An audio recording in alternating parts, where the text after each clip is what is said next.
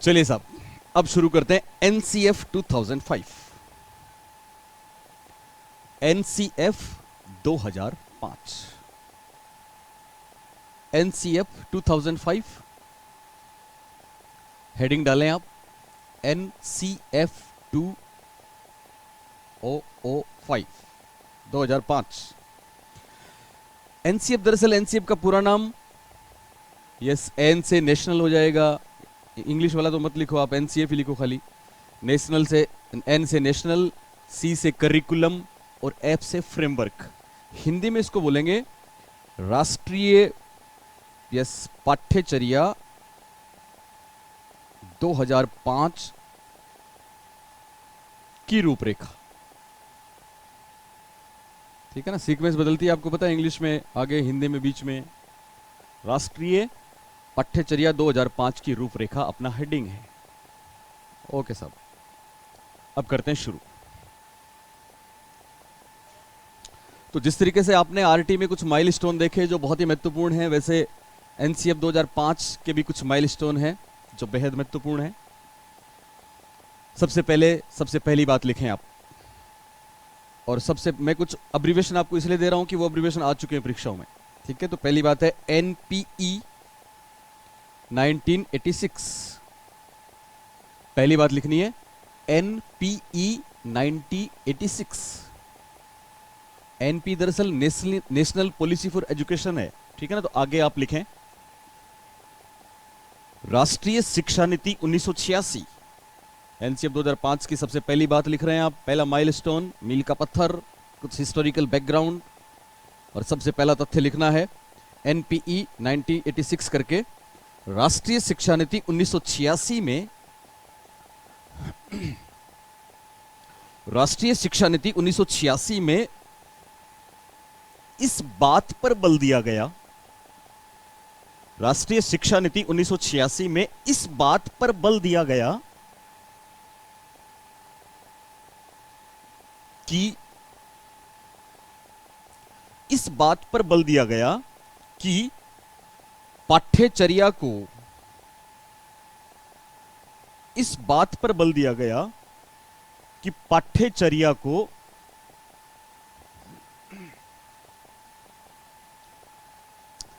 भारतीय संविधान में वर्णित, पाठ्यचर्या को भारतीय संविधान में वर्णित राष्ट्रीय चरित्र, पाठ्यचर्या को भारतीय संविधान में वर्णित राष्ट्रीय चरित्र का निर्माण करने की, बहुत शानदार बात है, पाठ्यचर्या को भारतीय संविधान में वर्णित राष्ट्रीय चरित्र के निर्माण करने की पृष्ठभूमि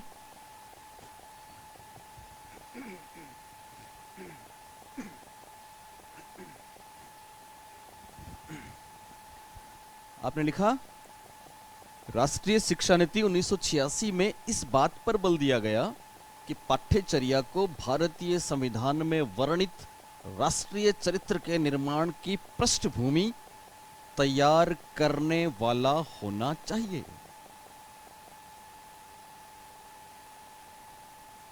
तैयार करने वाला होना चाहिए।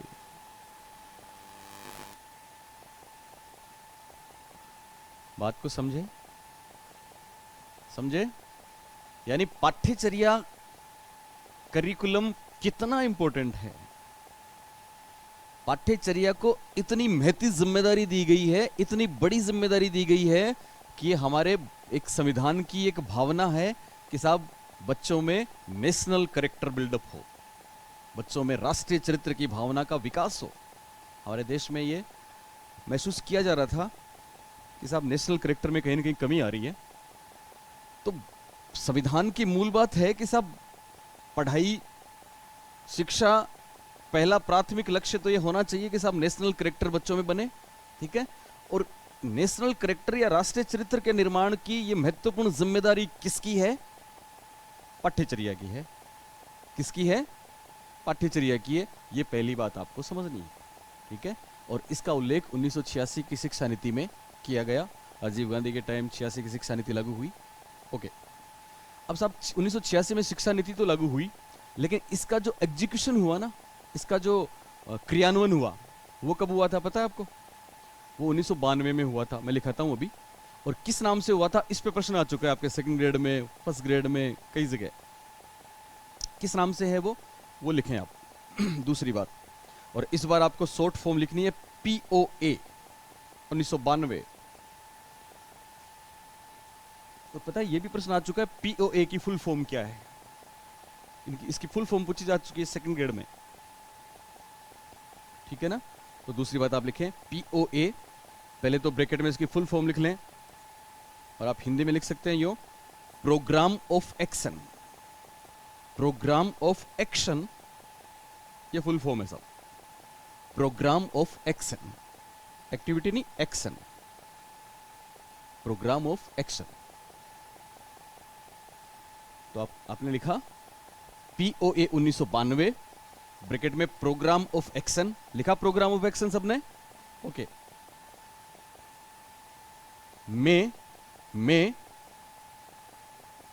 में प्रासंगिकता, प्रासंगिकता 3 शब्द हैं, एक है प्रासंगिकता, दूसरा है गुणवत्ता, और तीसरा है लचीलापन।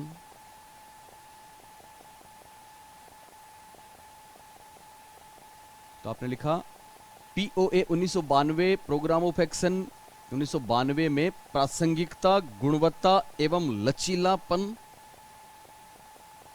के तत्वों पर बल देते हुए, प्रासंगिकता, गुणवत्ता एवं लचीलापन के तत्वों पर बल देते हुए, लिखा आपने, बल देते हुए राष्ट्रीय शिक्षा नीति के प्रावधानों का, राष्ट्रीय शिक्षा नीति के प्रावधानों का क्रियान्वयन किया गया। राष्ट्रीय शिक्षा नीति के प्रावधानों का क्रियान्वयन किया गया।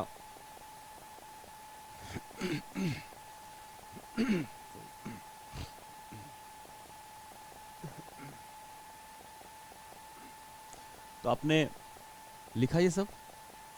आप बताएंगे राष्ट्रीय शिक्षा नीति कब लागू हुई? 1986। राष्ट्रीय शिक्षा नीति का क्रियान्वयन कब हुआ? 1992। ये किस नाम से प्रसिद्ध है? यस, आप बोलेंगे POA, और POA की फुल फॉर्म क्या है? Programme of action. याद रहेगा? ओके। तीसरी महत्वपूर्ण बात हुई थी 1993 में, और आप जानते हैं 1993 में क्या हुआ था? लिखें आप 1993 यशपाल समिति, यशपाल समिति ने बिना बोझ की शिक्षा, हर एक शब्द में प्रश्न है। यशपाल समिति ने बिना बोझ की शिक्षा, ब्रैकेट में लिखेंगे एजुकेशन विदाउट बर्डन या लर्निंग विदाउट बर्डन, बातें की है। ये इंग्लिश वाला आपको फ्रेज लिखना है। 1993 में यशपाल समिति ने बिना बोझ की शिक्षा, एजुकेशन विदाउट बर्डन की संस्तुति की, बिना बोझ की शिक्षा की संस्तुति की। बिना बोझ की शिक्षा की सिफारिश की, संस्तुति, सिफारिश। बिना बोझ की शिक्षा की संस्तुति की, संस्तुति लिखना आता है ना आपको? यस।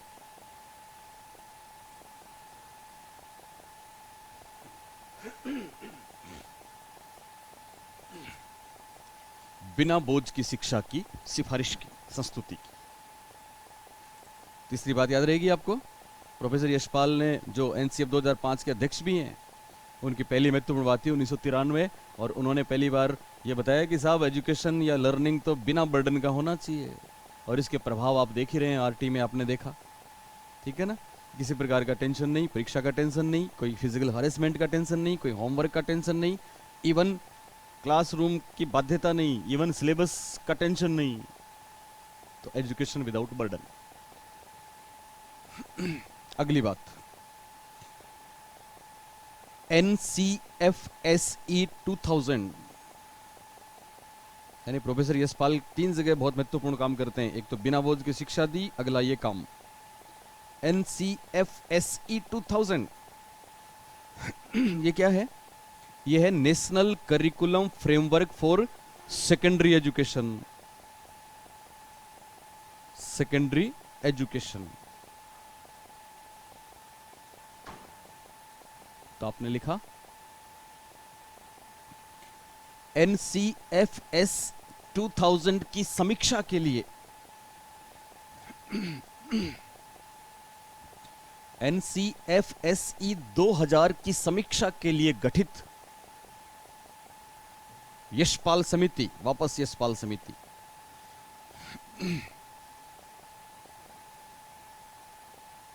NCFSE 2000 की समीक्षा के लिए गठित यशपाल समिति के अलावा, यशपाल समिति के अलावा, हर एक शब्द महत्वपूर्ण है, मैं आपको बता दूं। यशपाल समिति के अलावा 21 फोकस समूह, फोकस समूह, पता है इस पे प्रश्न आ चुका है, ध्यान है ना आपको? कितने फोकस समूह बनाए गए? जवाब ऑप्शंस थे 18, 20, 21, 23, जवाब है 21। तो यशपाल समिति के अलावा 21 फोकस समूह, कोमा, विभिन्न राज्यों के परीक्षा बोर्डों, परीक्षा बोर्ड, राजस्थान परीक्षा board, Delhi board, NCERT board, Haryana board, Bihar board, विभिन्न राज्यों के परीक्षा बोर्डों, कोमा, शिक्षा सचिवों, एजुकेशन सेक्रेटरीज, शिक्षा सचिवों, कोमा, NCERT, NCERT के 5 क्षेत्रीय कार्यालयों, रीजनल ऑफिसेस, NCERT के 5 क्षेत्रीय कार्यालयों, दरअसल ये जब स्थापित हुए थे तो क्षेत्र रीजनल ऑफिस के नाम से हुए थे, आजकल ये उच्च अध्ययन संस्थान के नाम से भी प्रसिद्ध हैं, पर आप यहां पे लिख लें NCERT के 5 क्षेत्रीय कार्यालयों, शिक्षाविदों, शिक्षाविद, शिक्षाविदों तथा आम जनता, शिक्षाविदों तथा आम जनता से विस्तृत विचार विमर्श करने के बाद, तथा आम जनता से विस्तृत विचार विमर्श करने के बाद NCF 2005 को मंजूरी मिली। आम जनता से विस्तृत विचार विमर्श करने के बाद NCF 2005 को मंजूरी मिली। अब यहां पे बहुत से प्रश्न बनते हैं, बने हैं, पूछे गए हैं। 2005 को मंजूरी मिली, लिखा सब लोगों ने? ओके, तो एक तो ध्यान रखना, यशपाल समिति की रिपोर्ट आई थी बिना बोझ की शिक्षा कब आई थी? 1993 में। फिर एक और नेशनल करिकुलम हुआ, इससे पहले 75 में हुआ, 88 में हुआ, पर 2000 वाले का उल्लेख इसलिए हम कर रहे हैं यशपाल के कारण से। NCFSE 2000 वाला जो फ्रेमवर्क था वो किसके लिए था? SE था। SE का मतलब सेकेंडरी एजुकेशन। किसके लिए था? Secondary education. उसकी समीक्षा के लिए एक समिति बनाई जिसके अध्यक्ष प्रोफेसर यशपाल थे, ठीक है। और इसके अलावा आपने लिखा NCERT के 5 क्षेत्रीय कार्यालय। तो यहां पे एक आप बात लिखें साइड में, आप मुझे बताएंगे NCERT की स्थापना कब हुई? NCERT की स्थापना कब हुई? चूरू, रतनगढ़,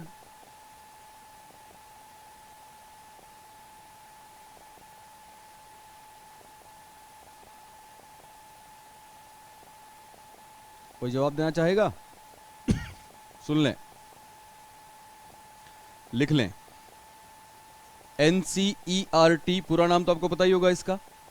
N से नेशनल, C से काउंसिल, 4E से एजुकेशनल, R से रिसर्च और T से ट्रेनिंग। राष्ट्रीय अनुसंधान एवं प्रशिक्षण शैक्षिक संस्थान, ठीक है ना। तो NCERT की स्थापना कब हुई? आप लिखें 1961। NCERT की स्थापना हुई 1961। दूसरी बात, NCERT का एक इदारा राजस्थान में है, पता है किस नाम से? वो है SIERT। Yes, SIERT। और SIERT की स्थापना हुई 1978। NCERT की स्थापना 1961, SIERT की स्थापना 1978। आपको पता है NCERT दिल्ली, तो SIERT राजस्थान में कहां? उदयपुर। शाबाश, उदयपुर। और ऐसी तीसरी बात थी डाइट। नेशनल लेवल पे NCERT है, स्टेट लेवल पे राजस्थान में SIERT है, राज्य शैक्षणिक प्रशैक्षणिक अनुसंधान परिषद, और डिस्ट्रिक्ट लेवल पे डाइट है, DIET। तो डाइट की स्थापना कब हुई पता है आपको? डाइट की स्थापना दरअसल राष्ट्रीय शिक्षा नीति 1986 के प्रावधानों के अनुसार 1988 में हुई, और राजस्थान के प्रत्येक जिले में एक डाइट है। तो तीनों बातें यहां पे ध्यान रखनी है आपको। क्या क्या ध्यान रखनी है? NCERT की स्थापना कब हुई? 1961 दिल्ली में। SIERT की स्थापना हुई 1978। फर्स्ट ग्रेड में डिटेल में पढ़ाता हूं मैं इन चीजों को, पर आपके रीट में डिटेल में नहीं है। ये NCF 2005 की माइलस्टोन के रूप में कुछ बातें ध्यान रखनी है। 1978 में SIERT कहां पे है? राजस्थान में। यस, कार्यालय उदयपुर। और डाइट की स्थापना कब हुई? 1988 में। पर ये राष्ट्रीय शिक्षा नीति के प्रोविजंस थे, और 1988 में सब जिलों में नहीं हुई, शुरू हो गई 89, 90 तक, 91 तक चली है, प्रत्येक जिले में डाइट बन गई। ठीक है। एक और बात,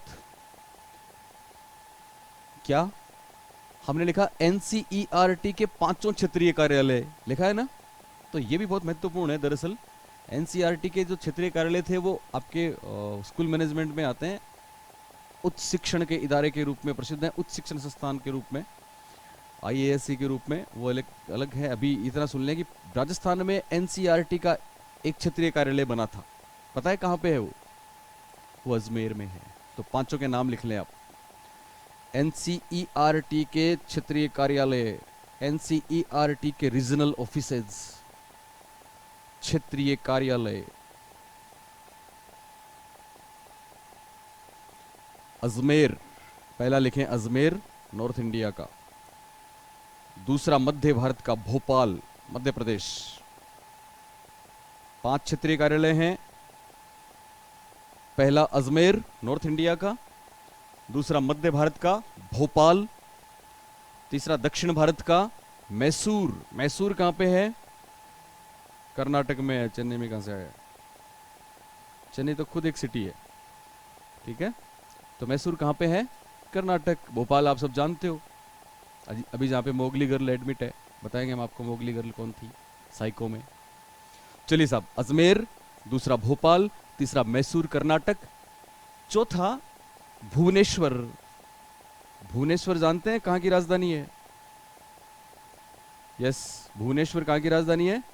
यस, उड़ीसा।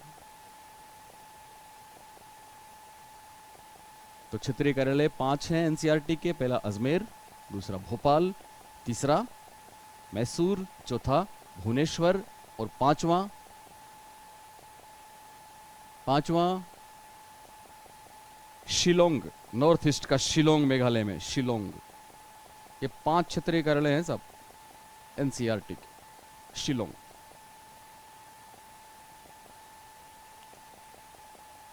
मेघालय में है ना, मेघालय, शिलोंग मेघालय। तो मतलब ये हुआ कि साहब इनमें सभी में और शिक्षाविदों की राय ली गई। प्रोफेसर यशपाल तो महत्वपूर्ण थे ही, वो तो NCF 2005 के भी अध्यक्ष हैं, ठीक है ना। अब आप बोलेंगे साहब हमसे तो राय ली नहीं, आम जनता से भी तो राय ली थी, पर आपसे राय ली थी क्या? बिल्कुल मांगी थी, पर आपने दी नहीं। अखबारों में, पेपर में आता है अक्सर, आप पढ़े उनको, तो आम जनता से सुझाव आमंत्रित किए जाते हैं। सबसे राय लेके एनसीएफ 2005 को मंजूरी मिली। अब वास्तव में एनसीएफ 2005 में क्या है, तो इसके लिए हम चलते हैं आगे और आप लिखें एनसीएफ 2005। एनसीएफ 2005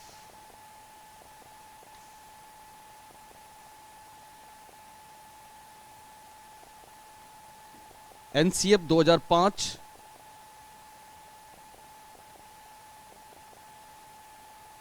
वापस लिखना है। एनसीएफ 2005 लिखा आपने, ओके। अब नीचे लिखें आप एनसीएफ 2005 की शुरुआत। एनसीएफ 2005 की शुरुआत एनसीएफ 2005 की शुरुआत गुरुदेव रविंद्रनाथ टैगोर।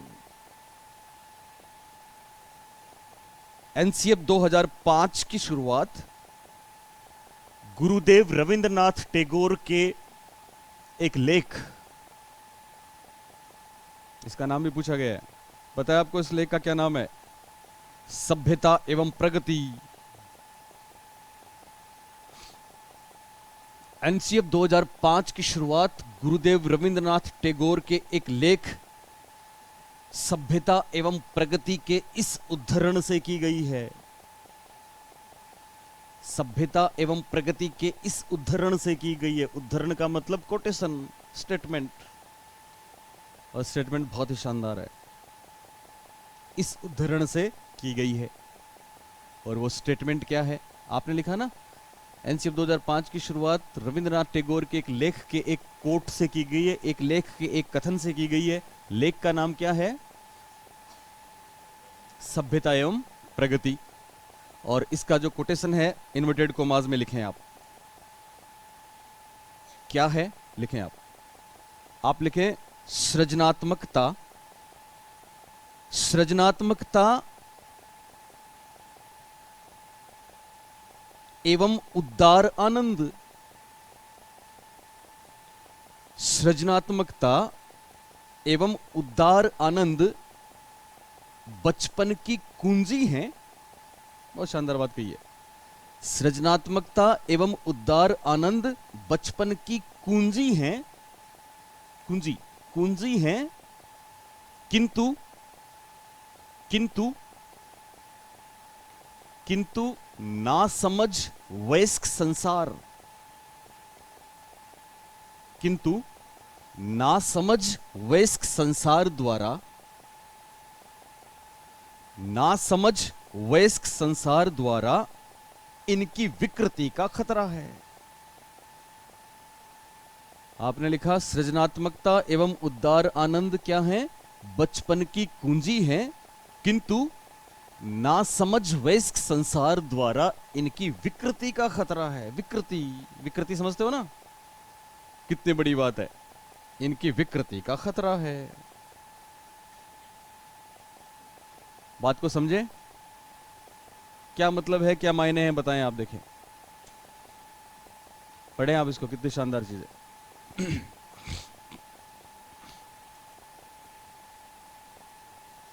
कोई बताएगा? तुम बताओ, आप बताओ।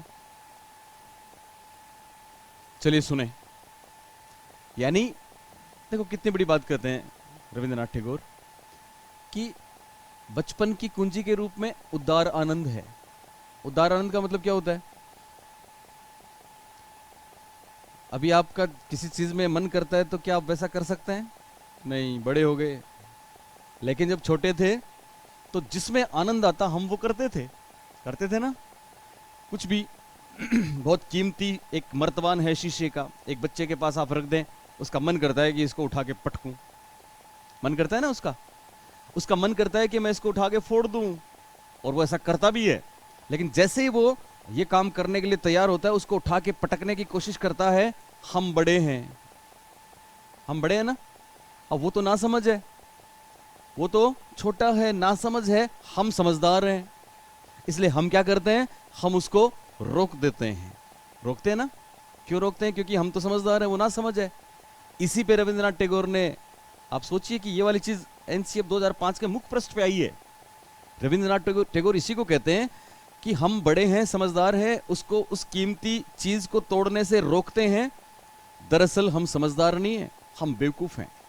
क्यों? क्योंकि हम उसकी ये जो गतिविधि है उसमें छुपी हुई सृजनात्मकता को खंडित करते हैं। हम उसको रोक के, उसको टोक के, उसकी क्रिएटिविटी को, उसकी इनोवेशन एबिलिटी को खत्म कर रहे हैं। बेहतर तो यह होगा कि जैसा वो करता है उसको करने दें, जैसा वो बढ़ता है उसको बढ़ने दें, फिर देखो उसका विकास। पर हम उसके विकास को अवरुद्ध करते हैं। क्यों करते हैं? क्योंकि हमें पता नहीं है। हम तो उस चीज के लिए इतनी बड़ी जो जो बचपन की धरोहर है, जो बचपन का खजाना है, हमने उसको ही कुंठित कर दिया। और ये 2005 एनसीएफ की स्टार्टिंग है। अब आप सोच सकते हैं 2005 कैसा होगा। समझ रहे हैं आप बात को? ओके। अब सबसे पहली महत्वपूर्ण बात जो परीक्षाओं में पूछी गई है, एनसीएफ 2005 के निर्देशक तत्व, निर्देशक तत्व, डायरेक्टिव पॉलिसीज, निर्देशक तत्व, 4-5 बेहतरीन बातें। निर्देशक तत्व। सबसे पहली बात लिखें आप इसमें, विद्यालय के वातावरण को, विद्यालय के वातावरण को, विद्यालय के वातावरण को पाठ्यचर्या का एक भाग माना जाए। सीधे सीधे परीक्षाओं में ऑप्शंस में ये चीजें मिलेंगी आपको। विद्यालय के वातावरण को पाठ्यचर्या का भाग माना जाए, पहली बात।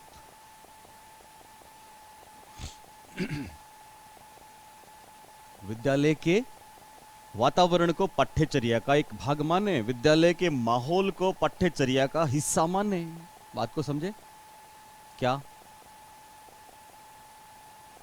यानी एनसीएफ 2005 ये कहता है कि साहब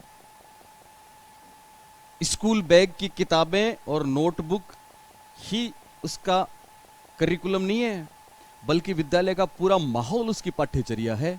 अब विद्यालय का माहौल क्या होता है? विद्यालय के माहौल में तारे भी हैं, विद्यालय के माहौल में धूप भी है, विद्यालय के माहौल में चांद भी है, विद्यालय के माहौल में स्कूल कैचमेंट एरिया में चलने वाली हस्तकला की चीजें भी हैं, विद्यालय के माहौल में स्कूल के आसपास के मंदिर, स्थानीय लोक कलाएं, वहां की लोकल मिट्टी, वहां के लोकल जानवर, वहां के आदिवासी लोगों के पहनावे, वेशभूषा, सब कुछ है। तो पहली महत्वपूर्ण बात, किताबों से हटके और जो माहौल है ना, आप जाओगे विद्यालय में, आप देखोगे एक आपको स्कूल मैपिंग में एक मैप बनाना पड़ेगा जिसमें वहां के आसपास की लोक कलाओं को दर्शाना पड़ेगा आपको कि ये यहाँ पे चलती हैं और वहां पे बच्चों को भेजना है। एनसीएफ 2005 की पहली महत्वपूर्ण बात याद रहेगी आपको। ओके। दूसरी बात है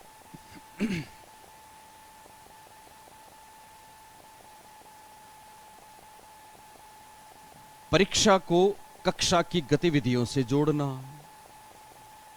परीक्षा को कक्षा की गतिविधियों से जोड़ना। परीक्षा को कक्षा की गतिविधियों से जोड़ना।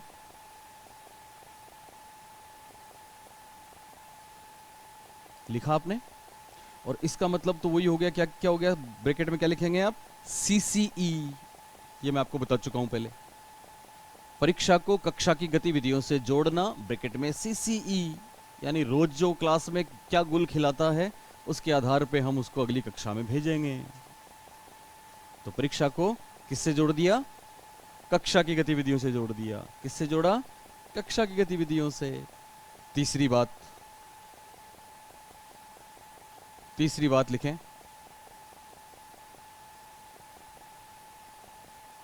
रटने के बजाय, रटना नहीं है, रटने के बजाय रचनात्मक प्रवृत्तियों, रटने के बजाय रचनात्मक प्रवृत्तियों पर बल, रटने के बजाय रचनात्मक प्रवृत्तियों पर बल। तो ये कितनी महत्वपूर्ण बात है आप देख सकते हो, ठीक है ना। आजकल बच्चों को आपने कभी देखा होगा इस छुट्टियों में होमवर्क देते हैं ना, विंटर वेकेशन में होमवर्क, तो होमवर्क के निर्देश हैं कि आप उन बच्चों को टेक्स्ट बुक में से होमवर्क नहीं देंगे, बल्कि क्या कहेंगे, आप उनको ये कहेंगे कि प्रत्येक बच्चा अपनी दादी से और नानी से सुनी हुई दो दो कहानियां लिख के लेके आएगा। रचनात्मक प्रवृत्तियां किसी भी रूप में, रटना नहीं है सब। एनसीएफ 2005 की एक और महत्वपूर्ण बात, एक और बात लिखे निदेशक तत्वों में, छात्रों को चहुमुखी विकास के अवसर देना। चहुमुखी विकास, चहुमुखी विकास के अवसर देना। तो चहुमुखी विकास का मतलब केवल ज्ञानात्मक पक्ष का ही विकास नहीं करना है, बाकी अगर वो दूसरी चीजों में है तो उसको बढ़ावा देना है। चहुमुखी विकास के अवसर देना, लिखा आपने। और एक बात और लिखे निदेशक तत्वों में, प्रजातांत्रिक ढांचे को सुदृढ़ बनाना। प्रजातांत्रिक ढांचे को सुदृढ़ बनाना। प्रजातांत्रिक ढांचे को सुदृढ़ बनाना। तो सब प्रजातांत्रिक ढांचा कितना सुदृढ़ है ये आप देख चुके हो। एसएमसी में तो गांव का गार्जियन या सरपंच या पंच अध्यक्ष होता है, मेंबर होता है। 2013 में थर्ड ग्रेड की भर्तियां तमाम जिला परिषदों ने करवाई थी। तो प्रजातांत्रिक ढांचा सुदृढ़ बनाना एनसीएफ 2005 का एक लक्ष्य है। ये चीजें साधारण नहीं है, परीक्षा के हिसाब से बेहद महत्वपूर्ण है, ठीक है ना, इनका ध्यान रखेंगे आप। चलिए साहब, अब चलते हैं आगे, और आगे बहुत महत्वपूर्ण चीजें शुरू होंगी। तो आप लिखें एनसीएफ 2005, एनसीएफ 2005 चार महत्वपूर्ण विषयों में, एनसीएफ 2005 चार महत्वपूर्ण विषयों में संशोधन के सुझाव प्रस्तुत करता है। चार महत्वपूर्ण विषयों में संशोधन के सुझाव प्रस्तुत करता है।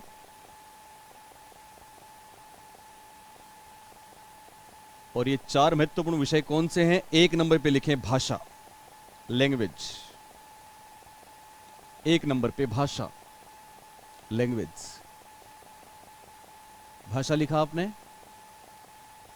अब भाषा में क्या क्या है, सीधा सीधा आता है। सबने लिखा भाषा? जाग रहे हो आप लोग? ओके। भाषा में सबसे पहली बात, सब पॉइंट बनाएं, और भाषा में सबसे पहली बात है त्रिभाषा सूत्र को मंजूरी। त्रिभाषा सूत्र, त्रिभाषा फॉर्मूला, त्रिभाषा सूत्र को मंजूरी। पहली बात भाषा में त्रिभाषा सूत्र। त्रिभाषा सूत्र क्या है? तीन भाषाएं। कौन सी तीन भाषाएं? मातृभाषा, राष्ट्रीय भाषा, हिंदी भाषा। तो मातृभाषा भी वही है, राष्ट्रीय भाषा भी वही है, हिंदी भाषा भी वही है। अच्छा नहीं मैडम, क्या है इसके लिए आप लिखें नीचे। त्रिभाषा फॉर्मूला क्या है इसके लिए लिखें आप।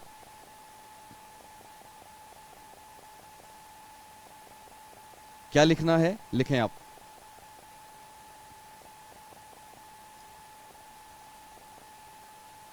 बालकों को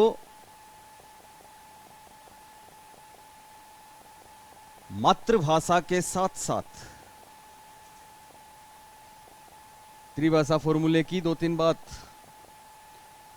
बालकों को मातृभाषा के साथ साथ शब्द दिया है आदिवासी भाषा।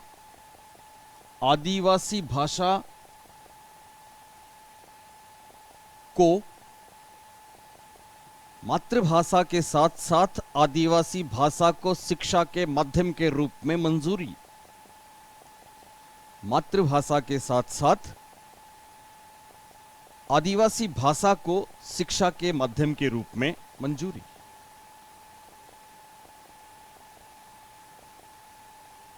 आदिवासी भाषा को शिक्षा के माध्यम के रूप में मंजूरी। बात को समझे आप? आदिवासी भाषा का मतलब यस, क्षेत्रीय भाषा, शाबाश। आदिवासी भाषा का मतलब क्षेत्रीय भाषा है। यानी आपकी पोस्टिंग बाड़मेर हो गई तो आप पहले ये था ना कि साहब हिंदी में पढ़ाओगे सबको। नहीं, एनसीएफ 2005 कह रहा है कि क्या हिंदी में पढ़ाओगे, उनको समझ में नहीं आएगा तो फिर पढ़ने से मतलब क्या है, समझना जरूरी है। ठीक है ना। इसलिए आप उनको वहाँ की लोकल भाषा में पढ़ाएं, वहाँ की लोकल लैंग्वेज में पढ़ाएं। इसलिए तो कहा था कि साहब ये बोनस उस समय कि क्या कुछ ऐसा करेंगे साहब लोकल टीचर हो। अब हिंदी भाषी टीचर है, अगर वो जैसलमेर, इवन आप भरतपुर जाके पढ़ाओगे तो वहाँ के बच्चे आपकी भाषा नहीं समझ पाएंगे। इसलिए आदिवासी भाषा भी मातृभाषा के साथ साथ शिक्षा के माध्यम के रूप में हो, पहली बात। दूसरी बात, पहली कक्षा से ही अंग्रेजी, पहली कक्षा से ही अंग्रेजी, पहली कक्षा से ही अंग्रेजी अनिवार्य विषय के रूप में, पहली कक्षा से ही अंग्रेजी अनिवार्य विषय के रूप में। तो आप जाओगे स्कूलों में तो आप देखोगे, मेरे ख्याल से आपके समय पता नहीं था कि नहीं था, हमारे समय छठी क्लास में आती थी अंग्रेजी, और अभी अंग्रेजी पहली क्लास में। तो ये दूसरी बात त्रिभाषा फॉर्मूले की। और तीसरी बात लिखें, छात्रों में बहुभाषिक प्रवीणता, ये शब्द लिखें आप, बहुभाषिक प्रवीणता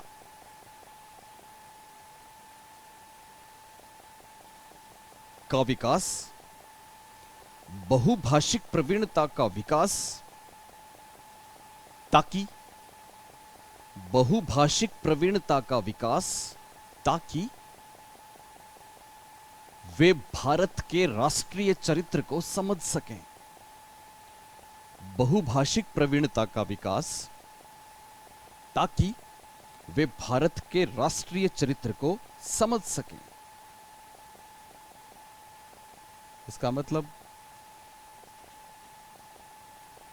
मतलब कि आने वाले दिनों में जब तक आप स्कूलों में पहुंचेंगे तो हो सकता है कोई एक और भाषा में आपको पारंगत होना पड़े, या फिर कुछ ऐसे टीचर्स को लाएं। बच्चे और भी एक भाषा सीखें ताकि वो भारत के राष्ट्रीय चरित्र को समझें। बात को समझ रहे हैं? Maybe Marathi, maybe Tamil, maybe Konkani, maybe Odia, maybe Bangla. त्रिभाषा सूत्र में ये पहली बात ध्यान, ये तीनों बातें याद रहेंगी आपको। त्रिभाषा सूत्र में क्या क्या है? एक तो मातृभाषा के साथ साथ आदिवासी भाषा, दूसरी अंग्रेजी, और तीसरी बहुभाषिक प्रवीणता। ठीक है ना।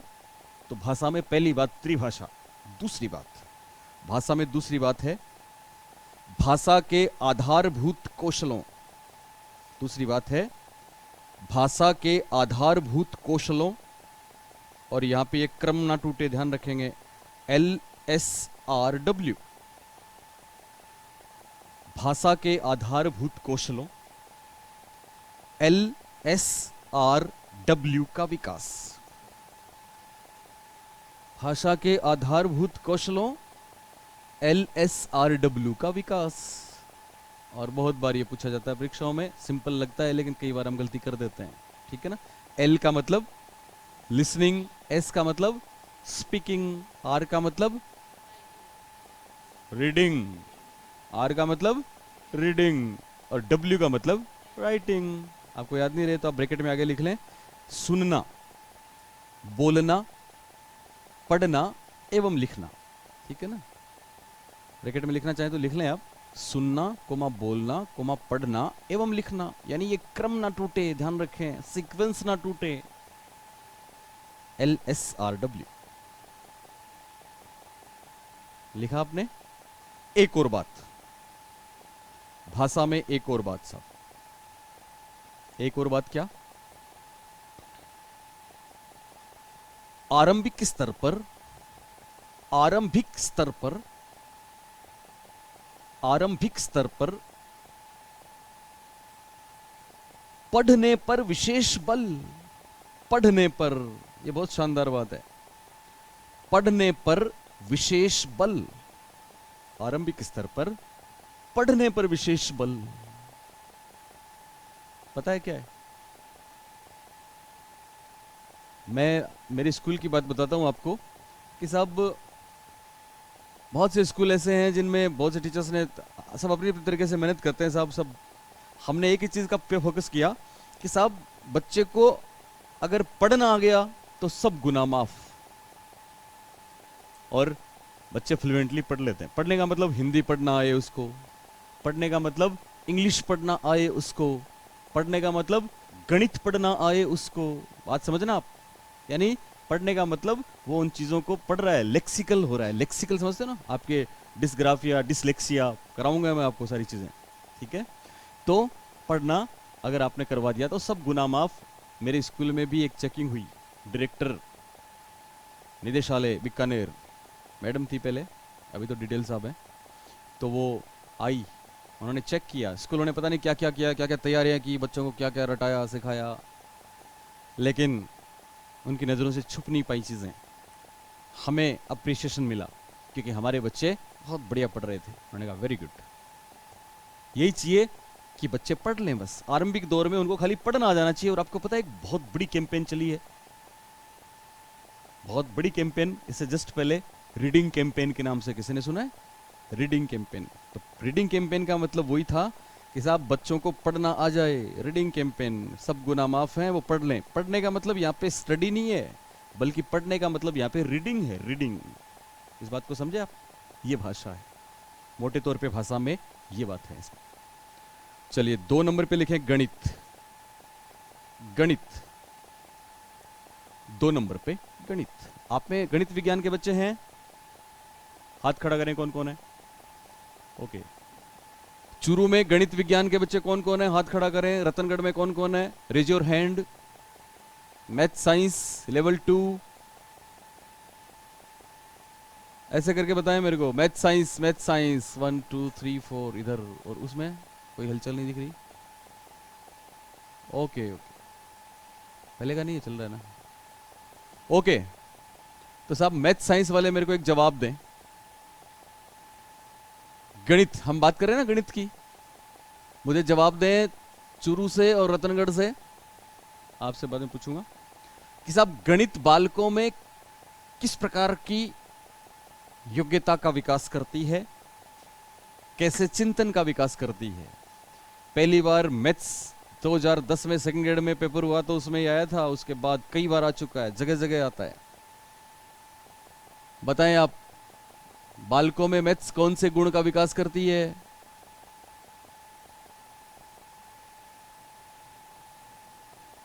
बताएंगे आप?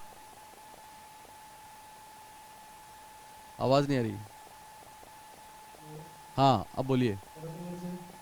ओके, बताएं मैथ्स गणित कौन से मानसिक या संज्ञानात्मक क्षमता, गणित कौन सी संज्ञानात्मक और मानसिक क्षमता का विकास करती है?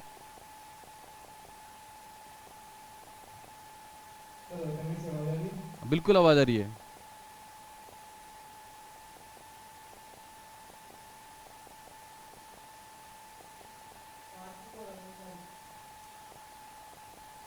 गुड। एक और जवाब चाहूंगा इसके अलावा।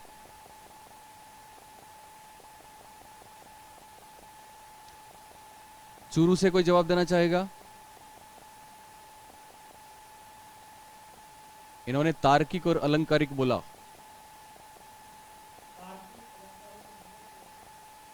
मनोप्रवृत्ति, ओके। हाँ,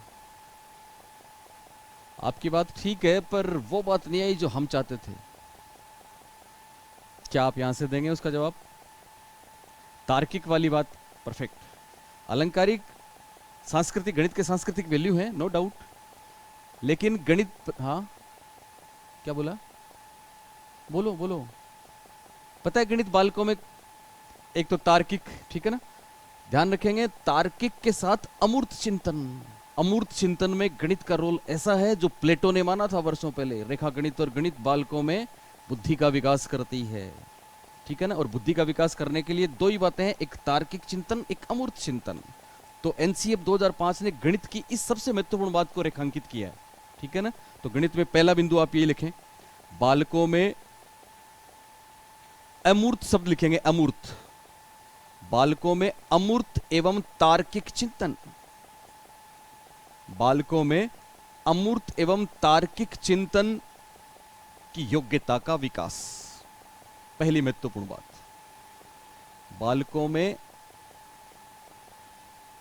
अमूर्त एवं तार्किक चिंतन की योग्यता का विकास। अमूर्त तो समझते हो ना आप क्या होता है? एक तो होता है मूर्त, एक होता है अमूर्त। इसका दूसरा नाम भी है, मूर्त को बोलते हैं स्थूल, अमूर्त को बोलते हैं सूक्ष्म।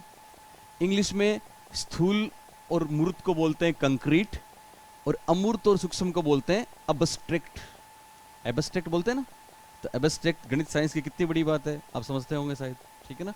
जीन पियाजे पढ़ाएंगे आपको तो हम बताएंगे तमाम चीजें। चलिए अभी पहली बात ध्यान रखें, अमूर्त और तार्किक चिंतन की योग्यता का विकास, ठीक है। दूसरी बात लिखें, गणित का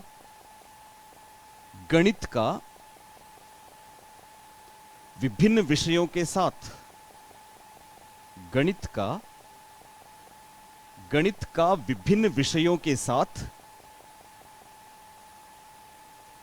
सहसंबंध स्थापित कर दें। सहसंबंध, कोरिलेशन, गणित का विभिन्न विषयों के साथ सहसंबंध स्थापित कर दें,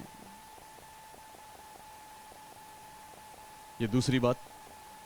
पहली बात आराम से याद रहेगी, गणित की प्रकृति के बारे में है साहब, तार्किक चिंतन, अमूर्त चिंतन।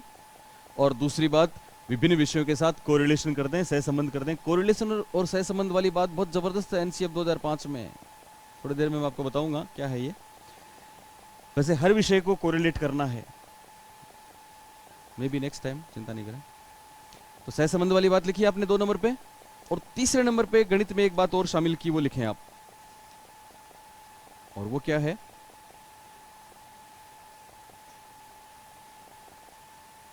प्रत्येक विद्यालय को, ये गणित वाले भाग में है और ये पूछा गया परीक्षा में, प्रत्येक विद्यालय को कंप्यूटर, प्रत्येक विद्यालय को कंप्यूटर, हार्डवेयर, सॉफ्टवेयर, आप बोलेंगे साहब कंप्यूटर के भाग ही हैं, कोई बात नहीं।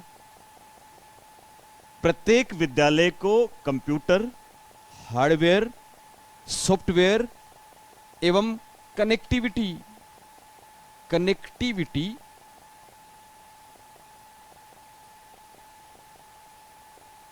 जैसी मूलभूत सुविधाएं उपलब्ध कराना।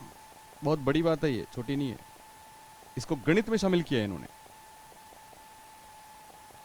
प्रत्येक विद्यालय को कंप्यूटर, हार्डवेयर, सॉफ्टवेयर एवं कनेक्टिविटी जैसी मूलभूत सुविधाएं उपलब्ध कराना। तो शायद आप जानते होंगे ये काम हो चुका है। जब तक आप स्कूलों में जाओगे बायोमेट्रिक्स हो जाएगा। पता है राजस्थान के अभी बहुत से स्कूलों में बायोमेट्रिक्स हो चुका है। आपके सीकर में भी कुछ स्कूलों में हो गया होगा, रतनगढ़ में भी मेरे ख्याल से हो गया होगा। बायोमेट्रिक्स समझते हो ना? अंगूठा लगाना पड़ेगा जब जाएंगे, तो वो अंगूठा सीधा शिक्षा संकुल में जाएगा, निदेशालय में जाएगा, आएंगे तो वापस आपका थंब इंप्रेशन जाएगा। इसका मतलब टाइमिंग वगैरह की सारी चीजें। और पता है हर एक, मैं आपको बताऊं, हर ग्राम पंचायत में सीनियर सेकेंडरी स्कूलों को, प्रत्येक ग्राम पंचायत में एक आदर्श स्कूल बनाया गया है, पिछले सेशन से बनाया गया है। और उस आदर्श स्कूल में पहली से लेकर 12वीं तक की क्लासेस होंगी, ठीक है।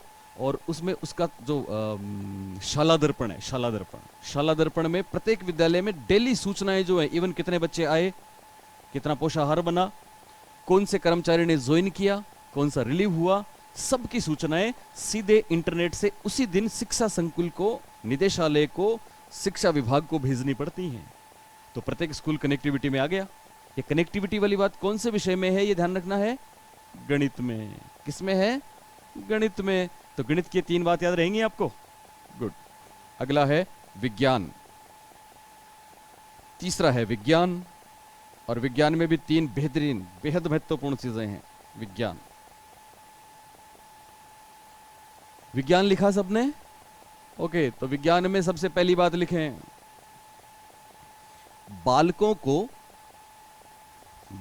को उनके दैनिक जीवन के अनुभवों का विश्लेषण करने, बालकों को उनके दैनिक जीवन के अनुभवों का विश्लेषण करने, बहुत शानदार बात है, दैनिक जीवन के अनुभवों का विश्लेषण करने तथा उनकी सत्यता की जांच करने, दैनिक जीवन के अनुभवों का विश्लेषण करने तथा उनकी सत्यता की जांच करने में सक्षम बनाना। साइंस की पहली बात, दैनिक जीवन के अनुभवों का विश्लेषण करने तथा उनकी सत्यता की जांच करने में सक्षम बनाना। सत्यता की जांच करने में सक्षम बनाना, लिखा सबने? बात को समझे आप?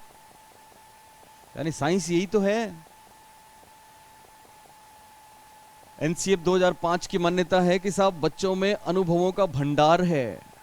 जब पहली क्लास में बच्चा आता है तो भी वो बहुत से अनुभव लेके आता है, लेकिन वो ये नहीं जानता कि ये क्यों होता है। सुन रहे हैं आप? छोटा बच्चा ये जानता है कि चांद रोज बढ़ता है या घटता है, लेकिन ये नहीं जानता क्यों।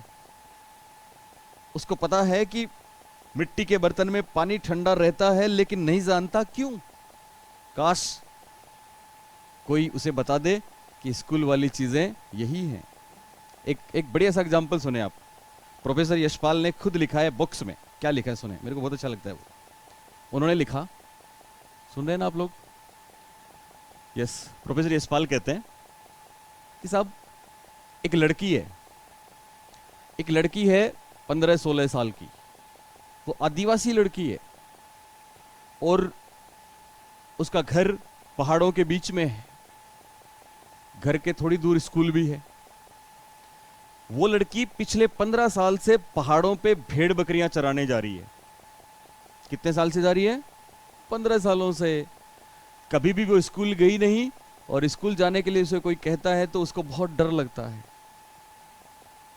अब वो जब पहाड़ों पे जाती है, अपने जानवरों के साथ रहती है, तो अगर उसकी कोई भेड़ या बकरी किसी ऐसे पौधे के पास जाने की कोशिश करती है जिसको छूने से खुजली हो सकती है, तो वो तुरंत उसको वहां से हटा लेती है। और भूल से किसी जानवर ने अगर ऐसे पौधे को छू लिया तो वो तुरंत कोई दूसरा पौधा ढूंढ के लाती है और उसके लगाती है, वो ठीक हो जाता है। उसका कोई जानवर अगर सुस्ता रहा है तो वो उसको कोई ऐसा पौधा ढूंढ के खिलाती है कि वो एकदम से एनर्जेटिक हो जाता है। बात को समझना आप? यशपाल कहते हैं कि वो लड़की जो ये सब काम कर रही है, स्कूल जाने से डर रही है, काश उस लड़की को कोई बता दे कि तुम जिस क्लासरूम से डरती हो उसमें जो साइंस के सिद्धांत बताए जाते हैं वो तो तुम्हारे इस ज्ञान के समान, इस ज्ञान के सामने 1/100 हिस्सा भी नहीं है, तो उसको कितना मजा आएगा। लेकिन अफसोस है कि क्लासरूम में वो बोझिल सिद्धांत पढ़ाए जाते हैं जिनसे बच्चे डरते हैं, उनको अनुभव से नहीं जोड़ा जाता। तो है महत्वपूर्ण बात, साइंस में दैनिक जीवन के अनुभवों का विश्लेषण करना है, उनकी सत्यता की जांच करनी है, पहली बात। दूसरी बात लिखें, दूसरी बात है